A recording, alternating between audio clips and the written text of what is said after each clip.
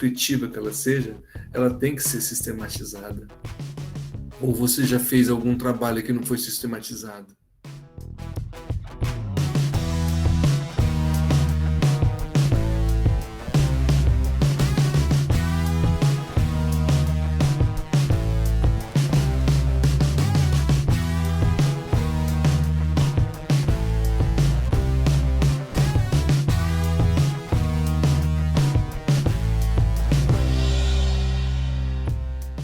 Eu, de certa maneira, eu citei Galileu, e óbvio que sou um fã incondicional de como ele enfrentou e de que situação ele enfrentou a Inquisição e de que forma ele fez isso, e com apenas uma luneta, ele observando o posicionamento dos planetas, e ele vai lá e ele faz uma correção de 1000 anos de Aristóteles.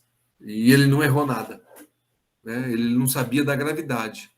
Mas aí veio Newton, e aí, uau! Né? O Galileu estava certo. Quando a gente vê Newton falar sobre gravidade, aí você assim, aí você começa a admirar mais ainda Galileu, porque como que ele conseguiu tantas teorias sem saber que existia a tal da gravidade. E aí eu sempre falo assim, o assunto revisão sistemática é o centro do universo. E tem as coisas que orbitam essas revisões, né? O conteúdo da revisão. Eu vou falar para vocês assim, o que eu acredito de fato do que é revisão, do que é o que eu tenho como revisão, né? Sendo sistemática, sendo Cochrane, não sendo não Cochrane. Então, é o centro. É legal. Eu não acho que tá no pico da pirâmide, mas eu acho que ela tem uma importância muito grande, mas ela não está no pico. Porque eu tenho um aluno que faz relato de caso e bem feito ainda. Um relato de caso bem feito para a realidade dentro de uma universidade pública, com atendimento extensionista, tá ótimo. Quando ele é bem feito, fica maravilhoso. Então, acabou. A evidência, para mim, é essa. Qual é a evidência? Que um relato de caso e a melhora do paciente foi o suficiente para mim. Tá? Então, revisão sistemática, como se estivesse no pico da pirâmide, mas agora no modelo circular. Eu peguei aquele modelo circular e falei assim, olha o que orbita uma revisão sistemática. É por isso que vocês estão aqui no curso. Não é? Porque você precisa necessariamente saber o tipo de pergunta que você está fazendo. Você tem que ser craque na pergunta que você faz. Você tem que ser craque em base de dados. Você tem que ser muito bom. Você não pode ser meia boca. Você tem que ser base de dados, tem que entender. Você tem que entender sobre critérios. Critérios de inclusão e de excluir estudos. Critérios de avaliação. Você precisa saber separar o joio do trigo. Os estudos são ruins. 5% dele é o que vai sobrar. 10% que vai sobrar. 15% que vai sobrar. É muito pouco para a quantidade que tem no mundo. Eu tenho que saber o que é a avaliação do risco de viés. Eu preciso extrair informações. Como que eu extraio? Online, com programas, pago ou não pago, né? No papel. Eu preciso ser bom na análise. Eu preciso trazer a análise para as pessoas entenderem. Na tabela, na estatística, no formato da minha discussão. Eu tenho que saber que eu tenho que registrar os estudos. Não é garantia, registro não é garantia de nada. Mas alguém vai te perguntar. E se você falar não, as pessoas são rudes, as pessoas não estão a fim de flexibilizar. Se é regra, por que você não fez? Não é? Porque se é regra, por que você não fez? A apresentação, se registro fosse preponderante, não existiriam 12 revisões de exercício aquático para AVC, para paciente hemiplégico, não é? Você não.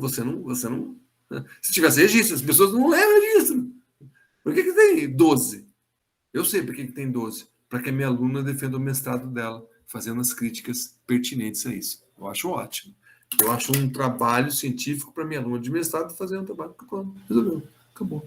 Para que tem 12 pessoas que não seguem as regras, porque eu tenho uma pessoa que vai seguir a regra e vai enquadrar as 12, porque ela vai ser a promotora e muito pouco juiz. Ela vai para o mundo, para a Índia, para a China, para o Japão, para os Estados Unidos, para a Inglaterra, para a Holanda, para a Alemanha. Boa, não tem conversa. É para quem quer ler, porque as pessoas precisam saber que as pessoas estão errando, porque não seguem regras. Eu tenho que saber apresentar. Bom, a apresentação, prisma, tem que divulgar isso.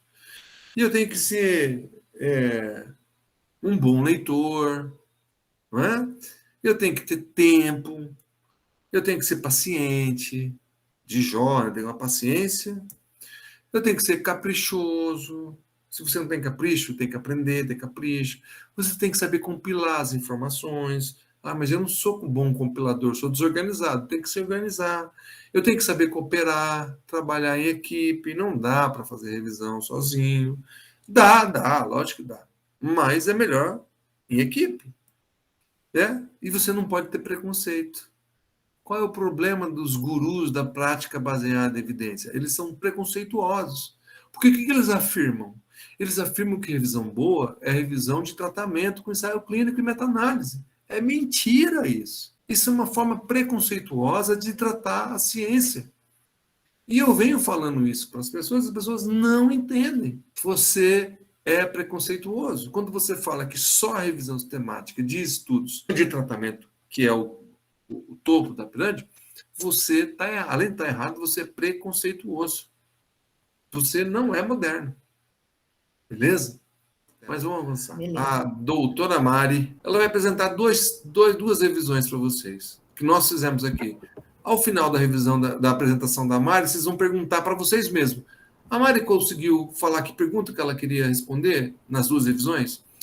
Quais bases que ela mostrou para a gente? Quais foram os delineamentos de estudos que entraram? Quais foram os desfechos primários? Houve avaliação do risco de viés? Houve apresentação de meta-análise? Se sim, você compreendeu? Bata uma Boa noite, pessoal. Tudo bem? Alguns eu já conheço, acho que do curso de bioestatística, eu estava ajudando o professor Jefferson. Mas para quem não me conhece, meu nome é Mariana Felipe Silva. Eu sou fisioterapeuta, eu fiz o mestrado com o professor Jefferson e terminei meu doutorado também. Então, meu doutorado é em educação física. E eu vou mostrar para vocês duas revisões que eu participei e que são revisões que não são Cochrane, mas elas não deixam de ser sistemáticas. E muitas vezes a gente acha, a revisão sistemática vai ser só uma revisão Cochrane, ou igual o professor falou, vai ser só uma revisão de ensaios clínicos, e eu vou mostrar para vocês que não, que a gente também pode fazer revisões muito boas de outras maneiras, de outros tópicos, tá? Então, as duas revisões que eu vou mostrar para vocês, a primeira vai ser uma revisão sobre o método de avaliação, vou falar para vocês como que é. Então, a gente viu como que era o comportamento muscular, a ativação muscular de algum dos membros inferiores e de coluna, por exemplo, durante marcha na água ou corrida na água. E a gente queria ver como que era feito, como que são os procedimentos que foram utilizados também de eletromiografia de superfície, que é o que a gente utiliza para a gente ver a ativação muscular. Então, a gente fez uma revisão para a gente ver como que foi feita a avaliação. Um breve relato, assim, na verdade, essa revisão, a gente começou para ver quais músculos que eram mais ativados durante um exercício ou durante o outro, se tinha diferença entre o solo ou diferença entre a água. E conforme a gente foi fazendo a revisão, a gente foi percebendo que muitos procedimentos também de avaliação da eletromiografia, eles não estavam sendo tão corretamente utilizados ou demonstrados nos estudos, e daí a gente começou a fazer essa revisão de um modo não só mostrando a ativação muscular, mas também como que era feito esse procedimento de avaliação dessa atividade muscular. Ou seja, será que eu estou falando, o tibial anterior, ele vai ativar mais, mas tá bom, beleza, ele ativou mais durante a marcha para frente, uma tal velocidade. Mas será que o método que esse músculo foi avaliado, ele é um método ok? Foi feito tudo certinho na eletromiografia? Então, essa primeira revisão vai trazer mais ou menos essa ideia. A outra revisão que eu vou mostrar para vocês é uma revisão... a primeira é de 2020, tá? Ela foi no Journal of Bodyworks and Movement Therapies. E a segunda a gente vai falar sobre um estudo que a gente viu, também surgiu de uma ideia de um doutorado da minha amiga, e é um estudo sobre validade e confiabilidade, ou seja, tem algum teste, tem alguma avaliação que ela é mais válida, ela é mais confiável para avaliar, por exemplo, o tipo de pé. Então, ela estava querendo fazer essa avaliação dos tipos de pé, e antes disso ela pensou, poxa, vou ver o que tem na literatura, para também poder utilizar no meu estudo. Então, a gente fez essa revisão, então ela procurou saber quais eram os métodos não radiográficos mais válidos e confiáveis, para ela poder também utilizar depois no estudo dela, que ela fez a avaliação dinâmica do tipo de pé. Então, ela foi publicada agora em 2021 na Foot and Ankle Surgery. E vale lembrar, igual o professor falou, a gente seguiu sempre, para a gente demonstrar os estudos, as regras do PRISMA, tá? Dos dois estudos. Então, o PRISMA é só para ensaio clínico, para revisão de ensaio clínico aleatório? Não, a gente sempre segue para a gente fazer todos os passo a passo das revisões sistemáticas como um todo. Então, o primeiro estudo que eu falei para vocês vai ser aquele sobre o método de avaliação, que é sobre eletromiografia de superfície.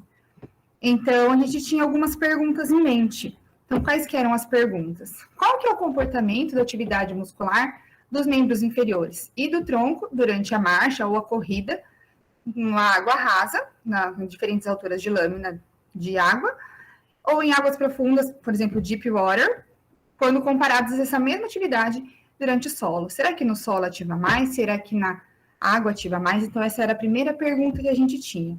E, igual eu falei para vocês, a partir disso a gente começou a observar os procedimentos. Então, a nossa segunda pergunta foi: esses procedimentos de eletromiografia de superfície subaquático, que eram feitos dentro da água, durante essa marcha ou essa corrida, eles estão de acordo com aquilo que os estudos preconizam, o que a literatura já preconiza de que é um método bom para fazer isso?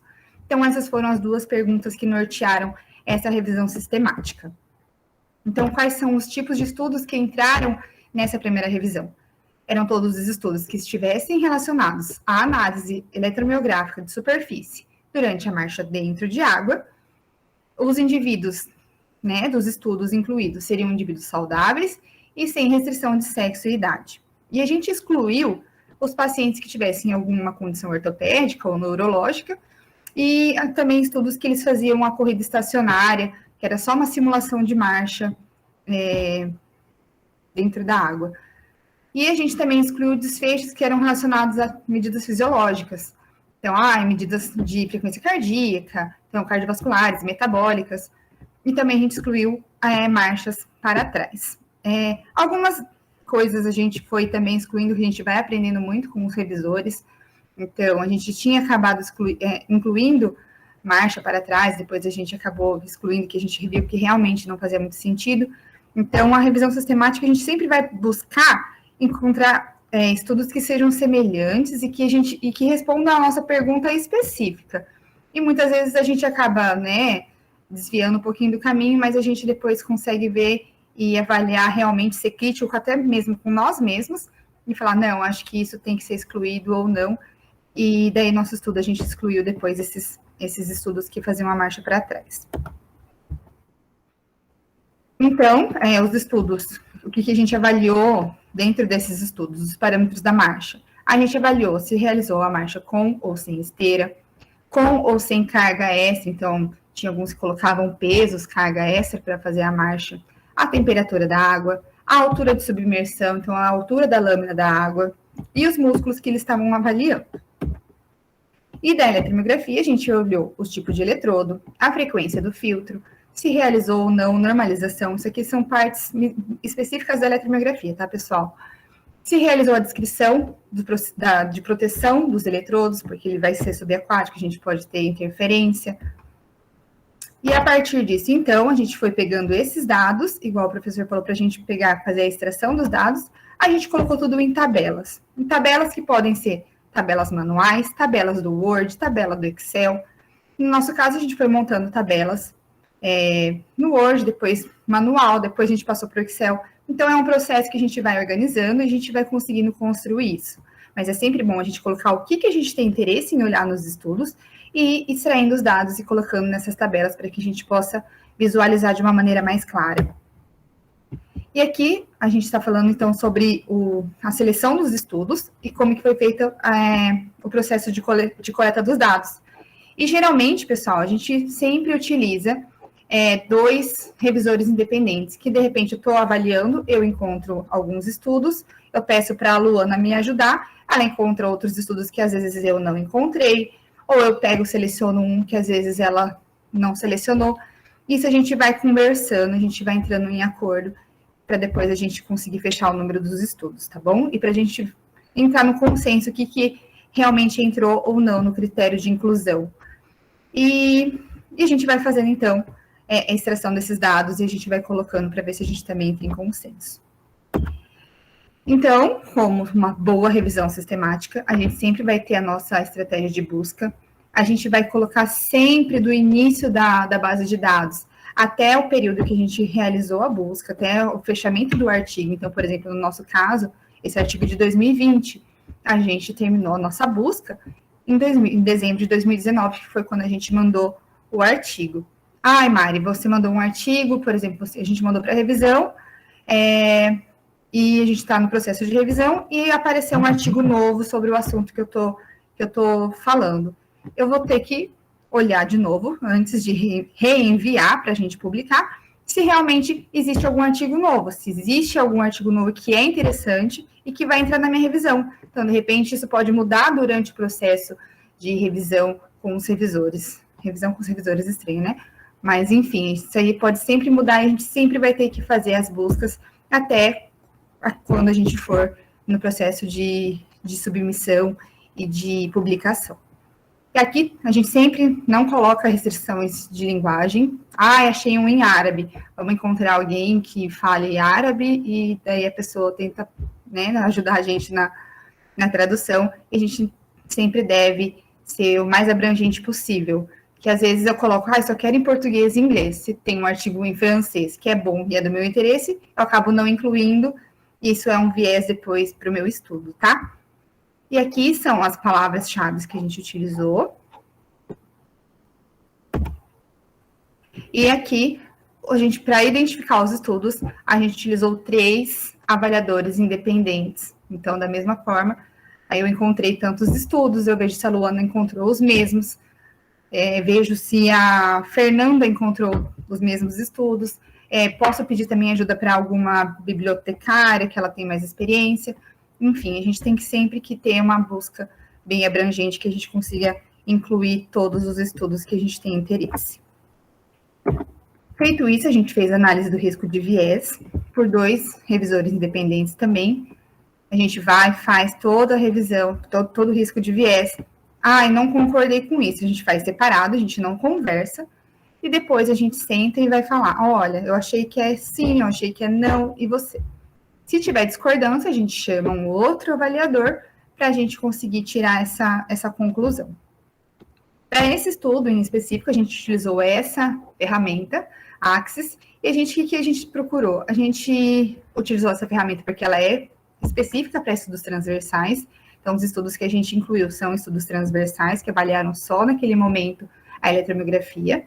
E a gente procurou observar se os estudos eles tinham objetivos claros, se era um design apropriado, o tamanho da amostra, como que foi feita a estatística, os métodos, se eles eram reprodutíveis, os dados básicos, eles estavam descritos, se eles apresentaram todos os resultados. Muitas vezes eles colocam que eles querem avaliar alguns desfechos e chegam nos resultados, eles não apresentam esses resultados.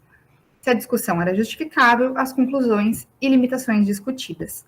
E a gente avaliava com risco de viés alto, então a pessoa não fala sobre aquilo, um risco de viés baixo ou um risco de viés incerto.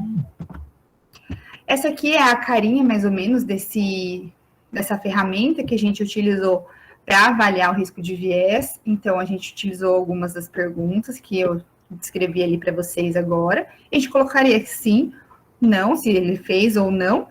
E se a gente não encontrou e depois a gente conversava se era incerto, tá? Então, aqui são os resultados, mais ou menos, desse primeiro artigo. Então, é diferente mesmo o diagrama de fluxo, né? O fluxograma do Prisma Novo, também não conhecia, achei bem legal. Então, a gente encontrou primeiro 120 artigos. A gente procurou esses 120 artigos e depois a gente excluiu 78, depois que a gente leu o título, leu o resumo, e a gente achou que ele não entraria no nosso critério de inclusão. Então, a gente leu inteiro, para a gente ver se realmente eram elegíveis 42 estudos. Depois que a gente leu esses 42 estudos, a gente excluiu 26. Então, a gente ficou com 16 estudos, que a gente fez análise do risco de viés. E depois, a gente, mesmo com esses 16, a gente excluiu alguns artigos, porque a gente achou que eles não atingiam uma qualidade que a gente estava esperando. Então, por exemplo, a gente excluiu 6 estudos, porque eles não falavam quantos ciclos de marcha que eles observaram, ou eles tiveram uma amostra inadequada, e a gente excluiu alguns estudos. Então, a gente acabou ficando com 10 estudos que a gente leu e fez a síntese depois. E a gente separou esses estudos em 4 grupos. Um que a gente comparou a marcha na água e na terra, a marcha na água e na terra com esteira, a marcha na água e na terra entre idosas e jovens, então a gente comparou esses 2 grupos, e o último grupo, o grupo 4, com um artigo só, era a corrida deep running com a terra na esteira, tá bom? Então, 5 artigos no primeiro grupo, 3 no segundo, 1 e 1. Aqui está a nossa análise de risco de viés. Então, aqui é baixo risco, L. O alto risco, então, por exemplo, a maioria é sobre o tamanho da amostra, tá bom? Tem um alto risco de viés, então os estudos eram bem pequenos. Aqui também, a maioria dos estudos, eles não relatam as limitações, enfim. A gente tem aqui a nossa análise do risco de viés.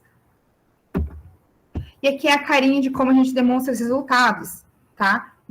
Só trouxe algumas tabelas para vocês verem. Então, a gente coloca o nome do autor, as partes, né, os dados que a gente tem interesse, como que foi feita a eletromiografia, quais foram os dados, como que foi feito o eletrodo, como que foi feita a proteção. Então, para o leitor que estiver vendo, ele bate o olho nessa tabela, ele já sabe mais ou menos o que está acontecendo no artigo. Isso facilita bastante a leitura depois, tá bom?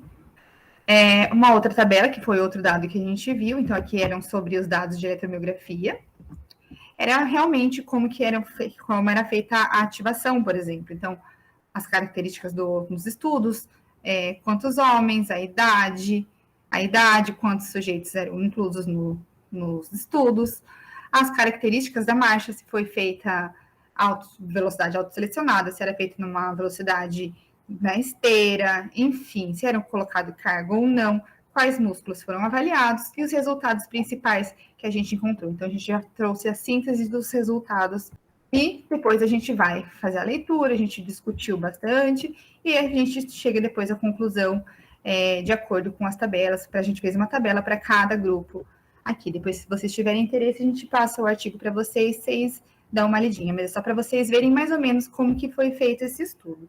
O outro estudo é sobre a validade e a confiabilidade. Então, como eu falei para vocês, ela queria ver o tipo de avaliação que seria válida e confiável. Então, o objetivo da Aline, o nosso, né, seria identificar e avaliar a confiabilidade intra e interavaliadores. Será que eu avalio a mesma coisa do que o professor Jefferson, por exemplo? E a validade, se esse método ele é válido mesmo, ele mede o que a gente tem que medir, dos métodos não radiológicos, então métodos clínicos e objetivos, para classificar os tipos de pé de maneira tanto estática quanto dinâmica. E ela queria também verificar quais eram os métodos que poderiam ser mais apropriados para essa função, para depois ela partir para o estudo secundário dela. E aqui, aquele estudo anterior, a gente não tinha feito o protocolo, a gente não registrou, mas esse aqui já foi registrado no Center of Open Science, beleza? Tem um protocolinho lá, tem o número e a gente tem o registro dele. Aqui está a carinha dele, né? A carinha do que a Mariana mostrou para vocês, o trabalho da Aline foi registrado aqui e vocês viram. Aqui a estratégia de busca. Aqui a gente fez, então, a estratégia por 2 revisores. E foi nós tivemos ajuda também de uma bibliotecária, tá? E é a mesma coisa. A gente vê do início da base de dados até o último segundo que a gente vai fazer a publicação. E aqui são as nossas estratégias de busca. Aqui ela já colocou bem certinho, lá a gente só colocou as palavras-chave.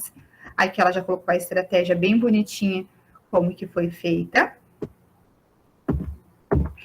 Quais os tipos de estudos que foram inclusos, então? Os estudos transversais, que realizaram análise da validade e ou confiabilidade dos métodos não radiológicos para classificação dos tipos de pé, em indivíduos adultos, saudáveis e com idade entre 18 e 65 anos de ambos os sexos. E ela excluiu métodos que utilizavam imagens, porque não era o objetivo dela, até o próprio nome do título, né, fala sobre isso. Pacientes com condições reumáticas ou ortopédicas, por exemplo, o hálux valgo, a gente sabe que altera o tipo de pisada, então não era de interesse dela.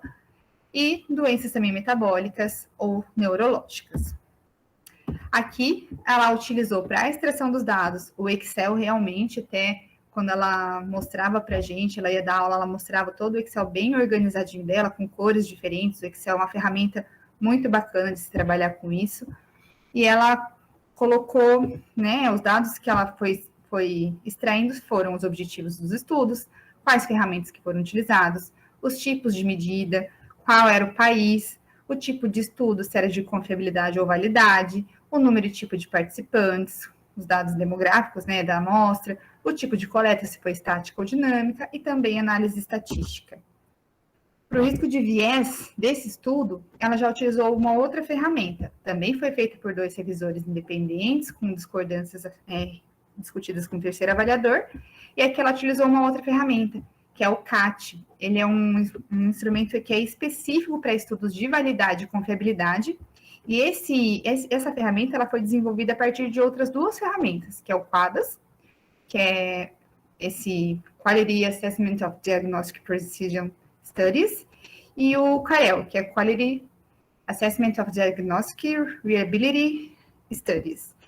E o que esses autores eles fizeram? Eles pegaram, eles juntaram então essas ferramentas e transformaram em 13 itens, que são 5 de validade e confiabilidade, 4 que são apenas para estudos de validade e 4 que são apenas para confiabilidade. E como que é feito o risco de viés? A gente vai falar se ele realizou sim ou não, ou se foi não aplicável. Por quê? Porque tem alguns itens que são só para validade, estudos de validade, e alguns itens que são só para confiabilidade. Vocês vão entender um pouquinho mais. Então, aqui, por exemplo, é a carinha dessa ferramenta. Então, tem as perguntas, né, que a gente vai responder sim ou não. E aqui tem, por exemplo, a pergunta 1, ela é tanto para estudos de validade quanto para estudos de confiabilidade. Já o item 3, por exemplo, é apenas para estudos de validade. Então, se é um estudo de confiabilidade, esse item não vai ser aplicável, então ele não vai ser contado.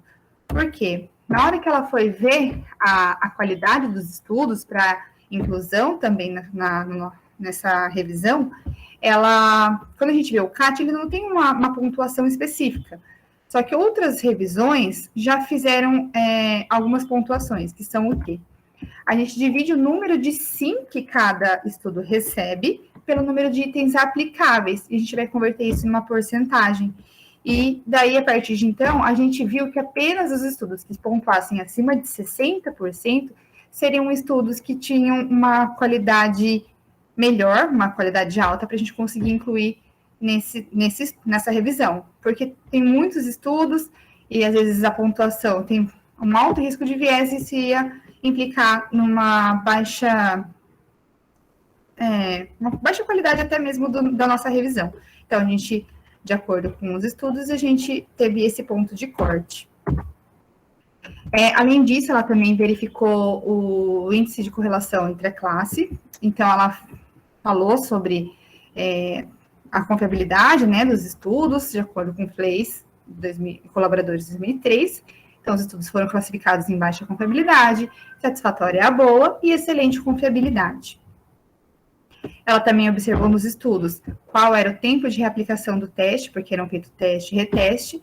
Ela viu que o ideal é de 4 a 14 dias, então tudo isso ela foi incluindo até mesmo como critério de inclusão para os estudos da revisão, e o tamanho da amostra que foi utilizada também no reteste. Então, aqui é o nosso diagrama de fluxo, nosso fluxograma. Então, ela identificou, olha o tanto, pessoal, o tanto de artigos que foram identificados, 5.933. Depois, por outras buscas, ela ainda encontrou mais 3, e depois ela foi eliminando os duplicados, que eram 3.409, ficou com... Não, na verdade, eram 2.527 duplicados, ficou com 3.409 artigos, então pensa, você vê tudo. Ela foi selecionando pelo título, pelo abstract, e a gente excluiu depois 3.246 artigos. E ficou, para a leitura do texto completo, 163 artigos. Depois, a gente excluiu mais 137 desses 163. Ou porque não classificava, o método que eles estavam utilizando não classificava um tipo de pé. 30 não atingiram aquela porcentagem de 60%, para a gente falar que tem uma alta qualidade. Não tiveram uma amostra ideal, vamos dizer assim. 22 não avaliaram a confiabilidade ou a validade, foram 13. Utilizaram apenas questionário 4 e 1 não era o tipo de estudo que a gente estava pesquisando. Então, a gente ficou, com 26 artigos dentro dessa revisão. Então, aqui é para mostrar para vocês mais ou menos como que a gente demonstra, né, os resultados dos artigos. Então, os autores, o objetivo do estudo, qual que era o instrumento que era utilizado, como que era feita a medida, o país, o N, características dos participantes, se foi feita a confiabilidade, a validade, se era intra ou interavaliadores, a descrição dos métodos, aqui, o índice de correlação, e o CAT, que é aquela pontuação do risco de viés. Então, por exemplo, esse aqui tinha uma alta qualidade. Então, aqui são todos acima de 60, e eles até tiveram uma pontuação boa, tá?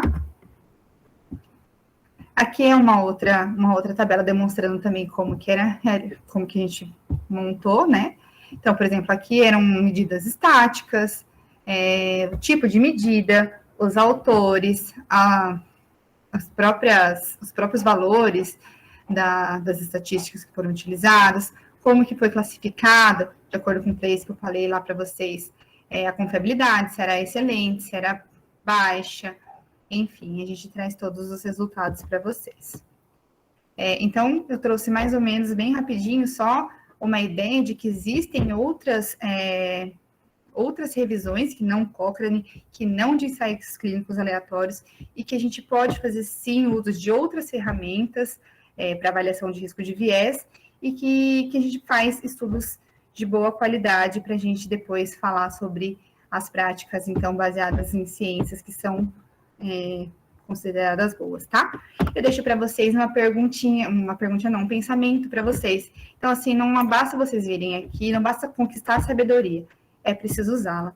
Não adianta nada a gente vir, a gente faz o curso, a gente às vezes está com a cabeça em outro lugar, se depois a gente não usa, se depois a gente continua cometendo os mesmos erros e não sendo crítico e não criticando e não observando os erros que existem por aí, não apontando, e às vezes apontando os nossos próprios erros, que às vezes a gente lê as próprias coisas que a gente fez, e a gente tem que ser crítico até mesmo com a gente, para a gente conseguir crescer, né, como profissionais. E esse é meu e-mail, se alguém tiver alguma dúvida também, eu estou aberta e vocês podem conversar comigo. Beleza? Obrigada, pessoal. Intuitiva que ela seja, ela tem que ser sistematizada, não é? Ou você já fez algum trabalho que não foi sistematizado? Todo mundo que já passou pela pós-graduação, provavelmente. Você já fez algum trabalho sem sistematização, incluindo a revisão? Não tem que ter sistematização, não tem que ter regra? Então, é isso. Só que eu vou trabalhar a regra de forma adequada, e coletivamente, cooperando, tá bom? Então, essa que é a grande sacada. É revisão sistemática. A Mari apresentou 2 revisões sistemáticas. De tratamento? Não. De Cochrane? Não. Uma de biomecânica, 2 biomecânicas, na verdade. As 2 tinham foco na biomecânica, mas uma era estudo transversal e outra era com estudo de confiabilidade e validade. Tá? Isso tem que ser sistemática.